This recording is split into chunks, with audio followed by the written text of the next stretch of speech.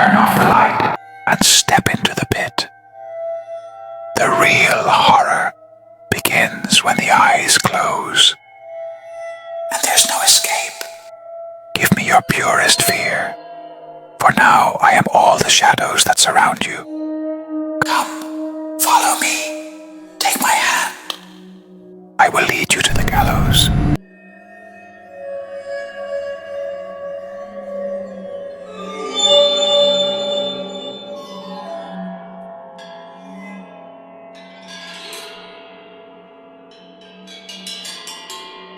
My name is Álvaro Capuleto, and I've been investigating the paranormal for 5 years. I've seen things most people would rather pretend don't exist, but nothing ever hit me as hard, nothing ever felt as raw and hopeless as what I lived through at that abandoned mining camp in the middle of the Atacama Desert near Antofagasta. It all started with a call from my best friend, Antonio.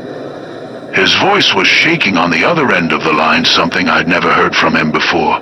Antonio's an engineer. He works at one of the largest copper mines in Chile. A practical, grounded man who always made fun of my ghost hunting adventures. But that night, he sounded like a man being torn apart. "Álvaro, I need you to come here. This is real," he said, voice cracking. "Something's here and it's ripping me apart. Literally." He told me the engineers lived in a set of small apartment-style units, and that for several nights, something horrific had been appearing at his door. But it wasn't just haunting him, it was physically attacking him. His right arm had deep scratch marks from trying to fend off something with claws. "Everyone here knows weird things are going on," he explained, "but no one wants to talk about it. Management can't explain this stuff, and I can't quit my job. I don't know what to do." He was about to take 2 weeks off and had arranged everything so I could temporarily stay in his unit. I didn't hesitate. The trip to the camp took me 6 hours, winding down desolate highways that snaked deeper into the driest desert on Earth. As I left civilization behind, Settle in, traveler, but do not rest. Rest is coming soon, and it will be in the grave. the landscape grew increasingly lifeless. Cracked earth, red stones, and a silence so heavy it drowned out even the hum of my engine. I arrived at dusk. The camp looked like an artificial town dropped into the middle of nowhere, rows of shipping containers converted into living quarters, a central cafeteria, and far off, the hulking silhouettes of massive mining machines that resembled sleeping metal beasts. Antonio's unit was in a slightly more isolated building. It was basic but better equipped than the rest. A bed, a small bathroom, a table, and a window facing the open desert. The walls were thin, and I could hear neighbors through the dead silence. The first few days were oddly normal. I set up my equipment, ultra-sensitive mics, night vision cameras, temperature sensors.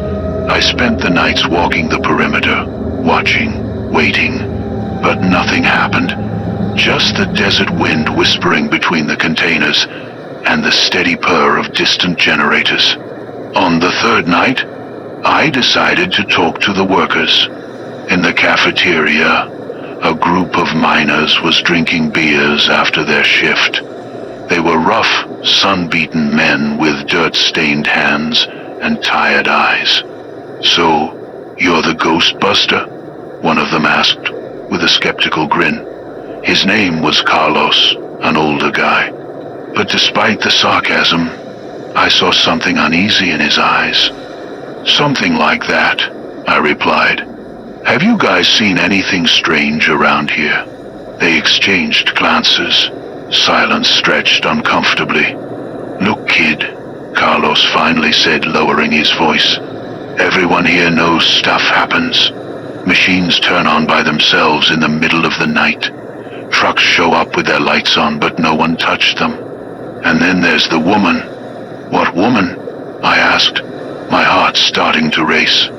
A younger miner stepped closer. The one who cries at night. We've seen her walking between the containers. She's always looking for something or someone. Do you know who she is? Carlos took a long swig of his beer before answering.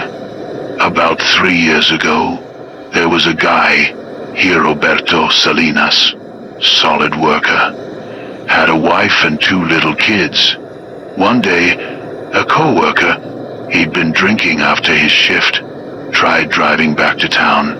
He hit them, Roberto's wife, and both children, killed instantly. Bad luck they were only there that one time.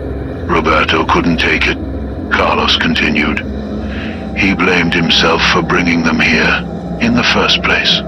A week after the funeral, he hanged himself in the same apartment you're staying in now. I felt a chill shoot up my spine. And the driver? He never came back. Left the next day. Got arrested in Iquique. Still serving time. That night, I returned to the apartment with a heavy feeling in my chest. I checked all my gear, made sure everything was running properly. Something told me the waiting was over. I went to bed fully clothed, lights on. The desert silence was absolute, broken only by the distant hum of machinery and the creaking of the metal walls in the wind. At exactly 3:33 a.m., it began. First, there was a faint sound, barely audible, like someone dragging their feet through gravel outside. Do you hear it? Feel the chill creeping down your spine. Tonight, the demons will dance atop the pile of your bones. Then came a low, drawn-out moan that seemed to come from everywhere and nowhere at once. My equipment began to spike. The temperature dropped so sharply I could see my breath in the air. The cameras started capturing strange fluctuations in light, unexplained blurs, shadows that shouldn't have been there. The moaning grew louder, sharper. It was the cry of a woman, but distorted, like it was echoing from far away, or from deep inside something hollow. And then the banging started. But these weren't just knocks.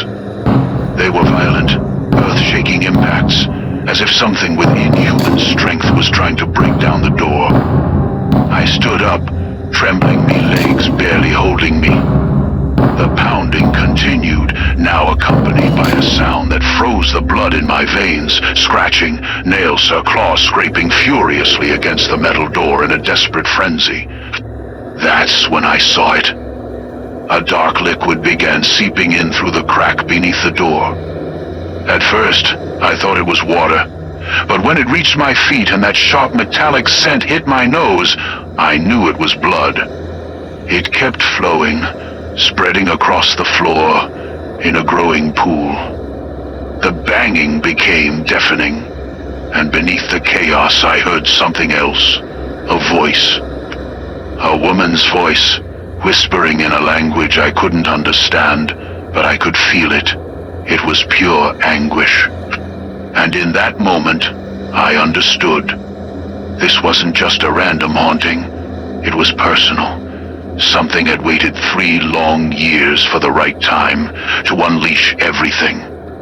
I remembered Antonio's words, the scratches, the wounds.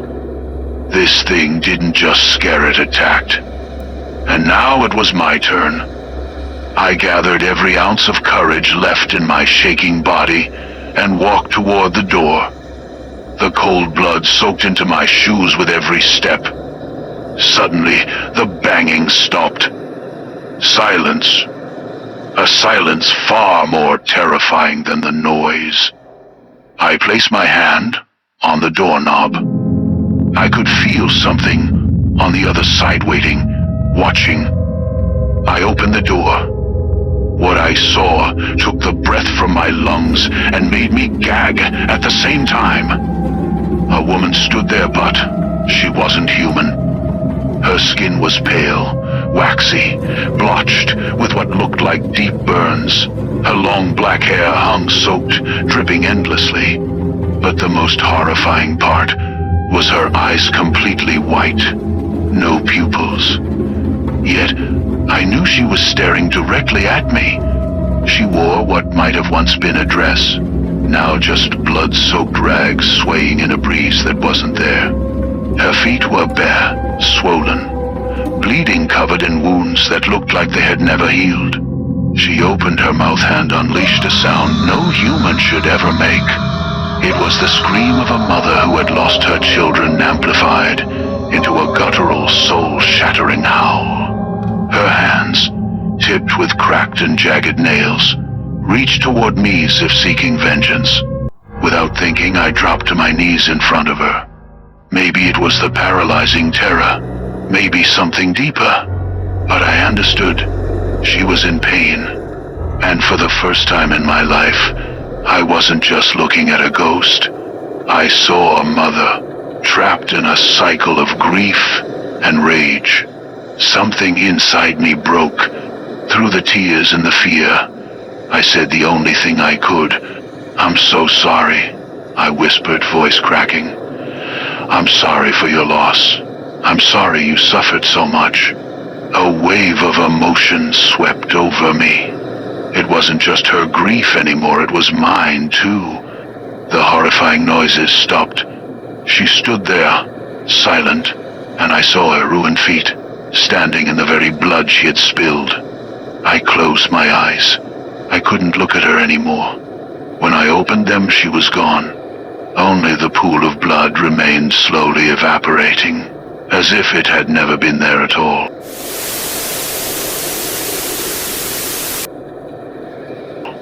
Now I'm driving through the desert, putting miles between me and that camp. In the rearview mirror, I can still see the glow of the machines fading into the horizon.